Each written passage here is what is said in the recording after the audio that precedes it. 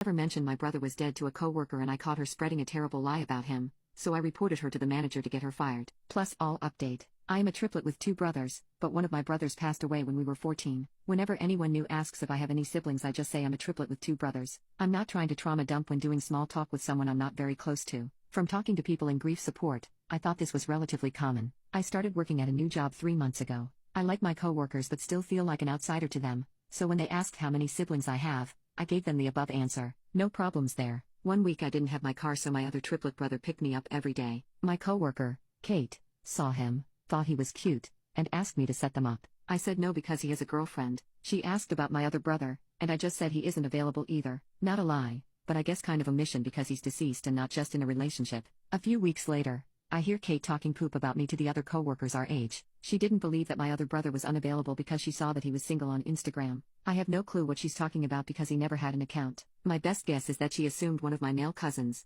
who shares our last name and is in pics with me and my brother, was the third triplet. Who knows? I never engaged with the whispers because I hate confrontation. A day after that, some of my coworkers approached me and asked what was wrong with me. I was super confused. They then told me that my brother had SA allegations against him in college, and the real reason I didn't set him up with Kate was that I knew he was dangerous but still supported him. Apparently, Kate said she found all this out from someone who also went to my college. I was shocked and just told them that was impossible because my brother died when he was 14. They didn't believe me and then called Kate over, and all 3 of them called me a liar. I showed them pictures of the funeral, pictures of us at his grave, and my brother and I holding his picture at our graduations. Then they all piled on me and called me a liar for not saying my brother was dead. But Kate made up a horrific allegation for no reason. They are all icing me out, and whispers are going around the office. I don't know what they're saying, but no one seems to understand my side. I feel like I'm taking crazy pills. I talked about my brother the way I always have. The girls made me feel like I was such a horrible person and a liar who couldn't be trusted, and I didn't understand. My family is all on my side, but they're all fiercely protective of me, especially my deceased brother's memory, so it's biased.